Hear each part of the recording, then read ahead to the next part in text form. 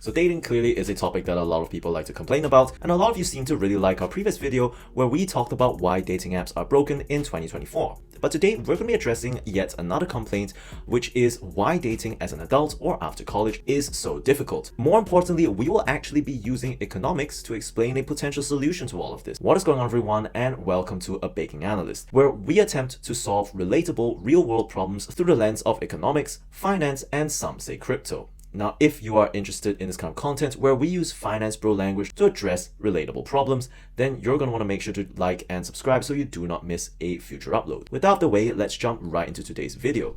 The topic of today's video is going to be why dating is so hard after college. To begin our discussion, the main theory that we will be talking about is none other than the efficient markets hypothesis. Now, the efficient markets hypothesis suggests that market prices reflect all publicly available information. The absolute form of efficient markets hypothesis, or EMH, will suggest that all public information is basically instantly available and therefore that prices will react instantly to said information. Now, that also means that there's pretty much no way to beat the market because everyone gets that information at the same time. Now, important to our discussion is the concept of the weak form of EMH.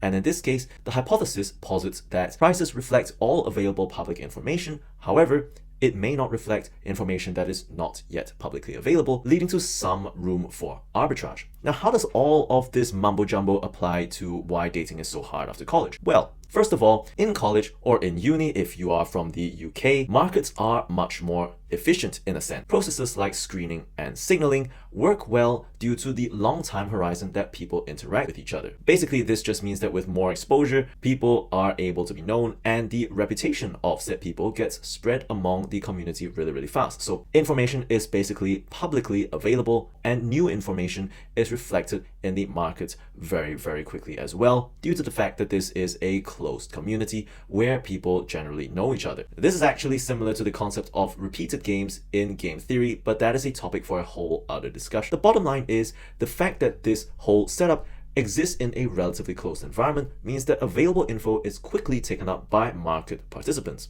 i.e. the students.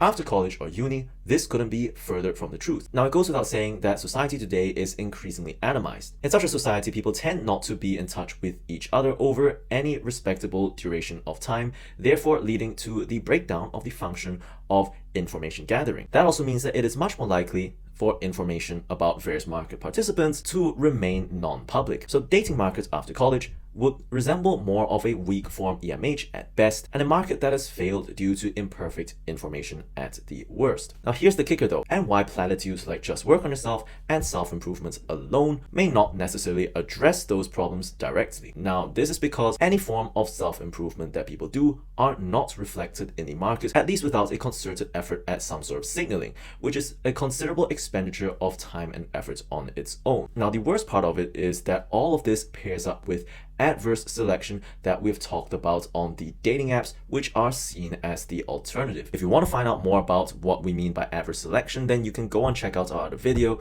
But the fact of the matter is that this adverse selection not only exists on the apps, but is also present in meetups that are dedicated to the purposes of dating. Putting all of this together, this results in suboptimal outcomes for many and explains why dating after college is seen as so difficult. So the solution that the economics suggests is as follows. First of all, self-improvement on its own may not necessarily be enough. Marketing has to go with it in a form of signaling, which is basically tailoring the way you communicate about the value that you've developed, at least without coming off in a try-hard way. The second tip, of course, is to participate in more efficient markets. This could be something like a hobby group or even a class where people are less likely to be A, adversely selected, and B, there is actually enough repeated exposure for relevant information to become public. What do you think? Does this fit with your own experience? Do leave your comments down below. And if you haven't checked out that video that I was talking about in the beginning, then you're going to want to check out this one over here. With all that being said, thanks for watching and I'll see you in the next one.